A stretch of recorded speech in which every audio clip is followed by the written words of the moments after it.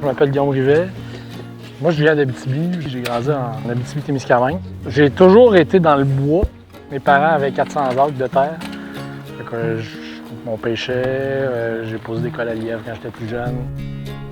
Puis pour moi, l'accès à la nature, ça a toujours fait partie de la personne que je suis. Quand j'ai fini mon cégep, je savais pas trop ce que je voulais faire. J'étais au Yukon, j'ai été voyager un peu, puis finalement, je me suis inscrit au bac en plein air, mais ça m'a pas particulièrement plu pour plein de raisons, là. Fait que j'ai lâché ça, puis j'ai été étudier à Sherbrooke. J'ai fait un bac en politique, une maîtrise en environnement. Puis il y a une chose qui m'a toujours marqué à Sherbrooke, c'est qu'on n'avait pas accès à la nature. Je m'ennuyais de ça, je m'ennuyais d'aller dans le bois, puis de faire un feu, puis de juste sortir, comme faire 10 minutes de char, puis dire comme je vais rentrer dans le bois ici, puis m'en vivre de quoi. Tout était privé. Les seules places qu'on pouvait faire ça, c'est des parcs nationaux. Chaque fois que je revenais en Abitibi, ben, j'allais à la pêche, j'allais à la chasse, j'allais me faire un feu, j'allais faire un peu de canot. Fait que c'est comme moi puis ma conjointe là, qui est aussi d'ici, qui est du Témiscamingue, ben, on s'est dit on va revenir en région. Puis à un moment donné, je me suis dit, on a tellement un beau terrain, il faut que je le fasse découvrir au monde. Fait que je suis retourné naturellement vers le domaine du plein air. Fait que ma job, c'est d'amener du monde dans le bois pour qu'ils vivent des moments authentiques en nature. Fait que c'est pour ça qu'on est là. Là, on est sur le lac Buis. On pourrait passer une semaine ici, puis peut-être qu'on verrait une autre personne. Puis ça, c'est comme une richesse extraordinaire qu'il fallait mettre de l'avant, je trouve. Puis il y avait un vide à ce niveau-là. Fait que là, on a 22 000 lacs et rivières. Il y a des parcours à l'infini. On fait 5 minutes de char en dehors de Rouen. Puis on peut partir 14 jours sans croiser personne. Puis ça n'a jamais été mis en valeur. Fait que je me dis, il faut que les gens vivent ça, il faut qu'ils l'expérimentent. Puis ça, c'est notre grande richesse, c'est cet accès-là à ce territoire-là, qui est infini, puis interconnecté par des rivières puis des lacs. Notre territoire, c'est plus que juste faire du canot puis se dépasser physiquement, c'est vivre un moment culturel avec son territoire. Notre relation avec le territoire va conditionner notre culture. Puis pour moi, ça a toujours été super important. Fait que de faire un feu, puis de juste en profiter, de faire à manger sur une vision nordique d'épinette puis de forêt boréale, c'est pas sportif, c'est introspectif. Puis ça, je trouve ça vraiment cool.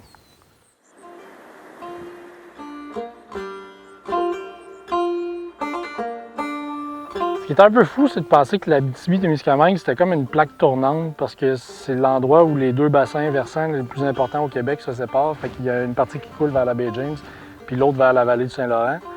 Fait que c'est un moment de rencontre. C'était comme là, on est vraiment à la tête des eaux. Là. 2 km par là, on s'en va à baie James, puis ici, on coule vers la rivière des Outaouais.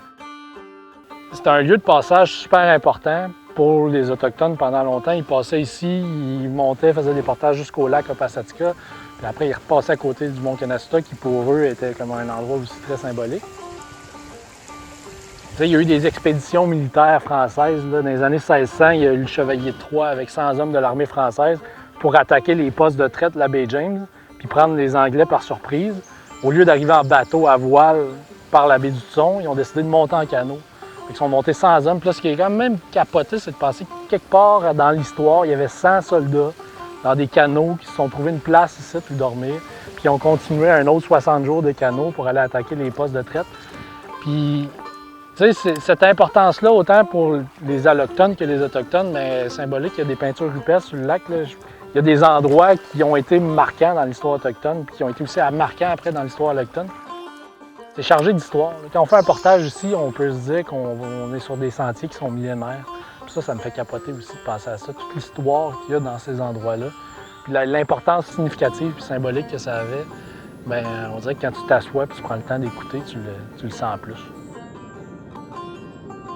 Fait que là, tout ça, on dirait que ça la remet en perspective. Puis là, aujourd'hui, c'est comme un petit spot de paradis un peu perdu dans l'oubli. Il n'y a jamais personne ici. Fait que... Mais ça, c'est la beauté de l'Abitibi-Témiscamingue. Tu t'en vas sur un lac, tu as juste un portage à faire, puis après, tu as la paix pour le reste du temps que tu veux.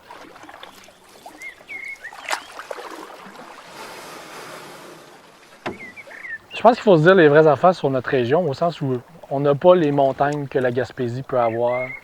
On n'a pas la mer.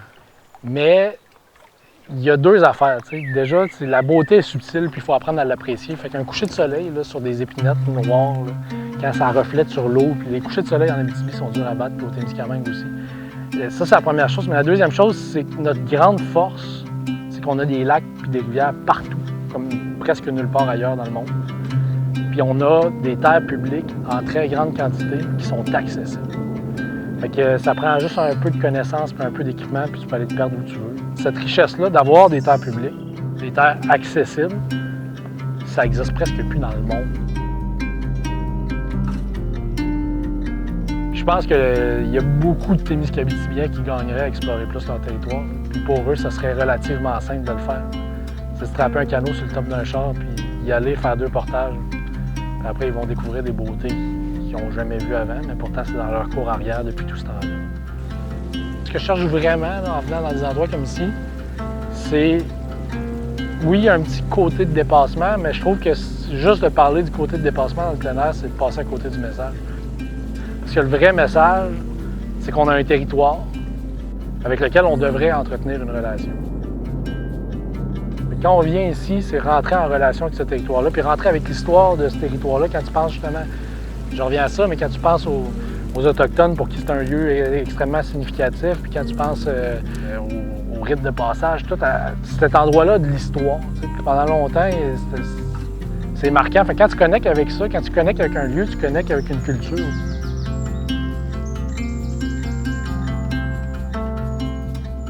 Les moments d'introspection en nature aussi sont extrêmement riches. Je trouve que la nature, elle nous force à nous ramener humbles par rapport à soi-même. Quand tu t'arrives ici, tu te fais un feu puis tu regardes le paysage, c'est très introspectif, c'est quasiment spirituel. C'est un moment où tu pèses sur le piton reset. C'est un moment où tu t'assois, tu fais le point. Je suis juste ici avec les gens avec qui je suis. Puis la seule chose que j'ai à faire, c'est vivre le moment présent. Puis ça aussi, c'est dur dans notre société à cette heure. Prendre le temps de vivre le moment présent.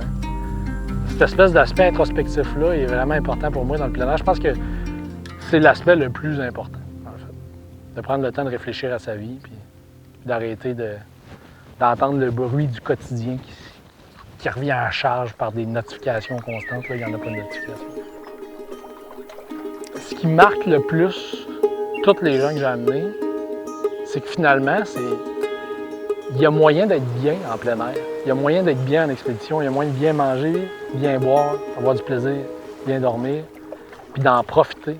Comme je dis, devant un beau coucher de soleil, là, des fois, c'est arrivé, on avait un feu, j'ai des groupes de 10 personnes. Il y a 10 personnes avec leur petite tasse qui sont assis, qui regardent le feu puis le coucher de soleil, puis il n'y a personne qui parle.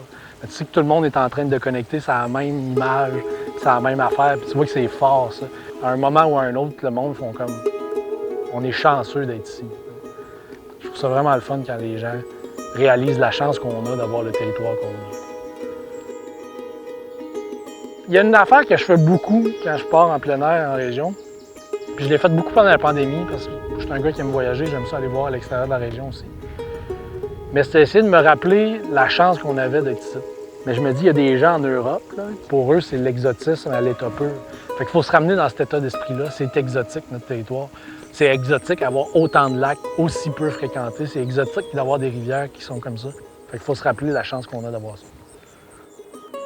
Je pense qu'on devient nos meilleurs ambassadeurs. À partir du moment où nous, on va décider de s'approprier notre territoire, puis s'approprier notre nature, puis de la fréquenter, puis d'aller la voir, on va être bien plus fiers après parce qu'on la connaît, d'amener les gens de l'extérieur voir cette nature-là.